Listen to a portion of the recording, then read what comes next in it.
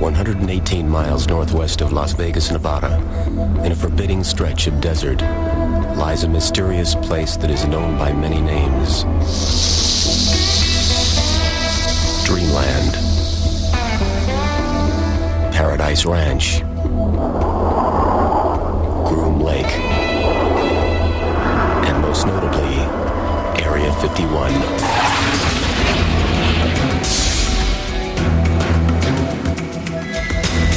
The government does not want to acknowledge that a base exists there. But the fact is, I've been there. There's a runway, there's buildings. It is a extremely secret base. America knows about Area 51.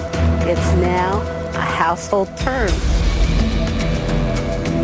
This is where a lot of our nation's most secret and most important work has been done.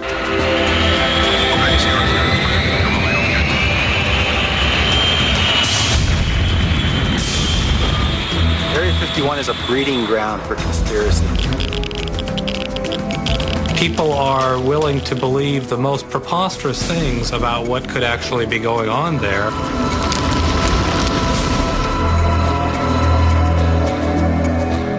I really don't think the government could conceal a flying saucer that we've had since a year after I was born. I really don't think so. There are a lot of secrets at Area 51, but the ones that they guard the most closely are the ones that could lead some of these officials to federal prison. The whole area is sewn with magnetic sensors and electro-optical drift sensors. Step over the line without a top-secret clearance, and they can shoot you. Next stop, Area 51.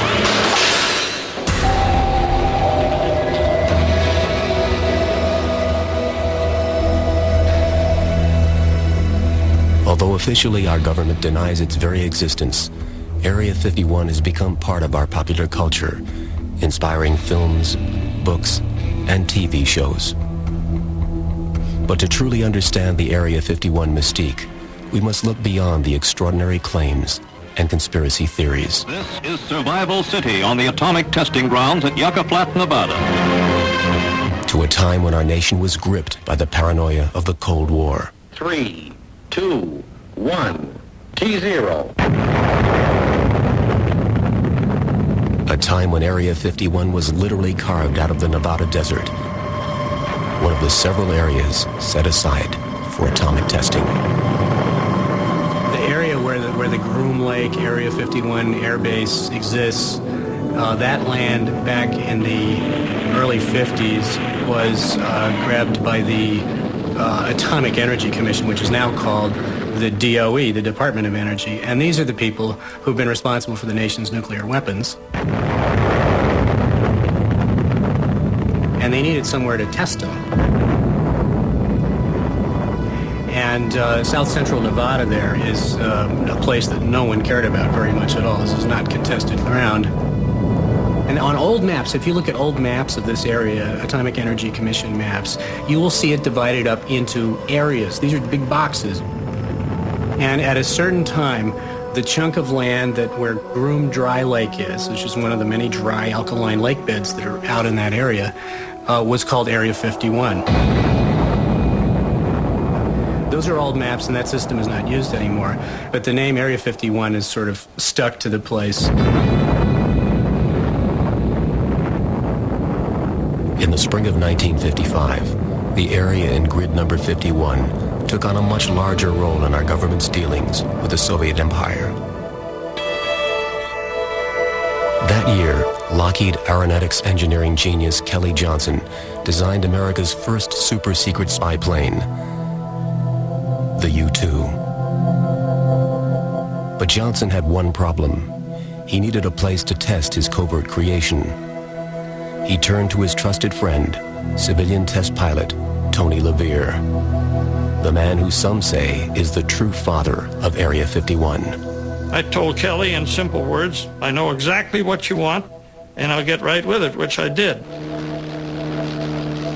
I'm searching for the perfect dry lake, because I knew that a dry lake is the best natural landing field for experimental flying that ever was devised. For nearly a week, Tony LaVere and his team scoured the Nevada desert, checking out dozens of remote sites. But when they crossed the Nellis mountain range and came upon Groom Lake, LaVere immediately knew that their search was over. This thing is, on a scale of 1 to 10, it's a 10 plus. The rest of them don't even stand a chance. Its location was really out in a godforsaken country, and not very many people roam around those parts. And it turned out that the CIA over across the hill, some 30, 40 miles from us, had all the facilities and equipment to do this sort of stuff, and they said, we'll build a base for you. And with that, Area 51 became our government's most top-secret military facility.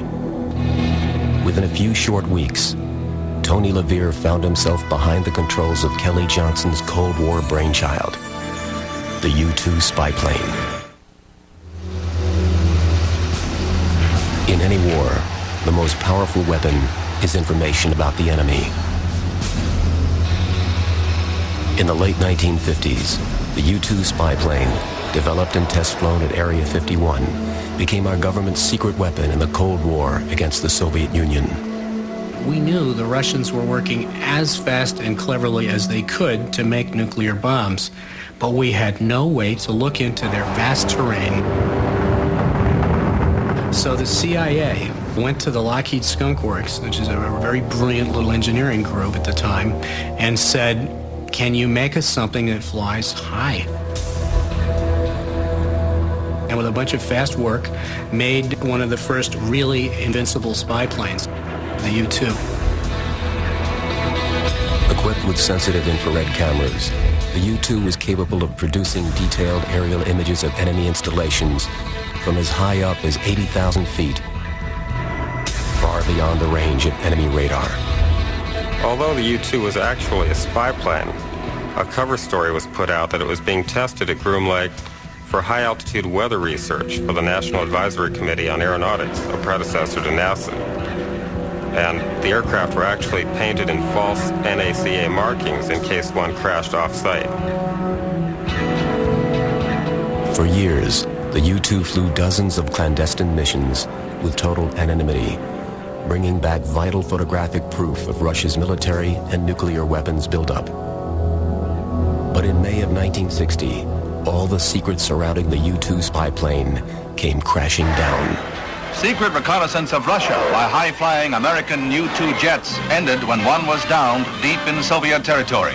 Its pilot, Francis Powers, was made the subject of a showcase tryout.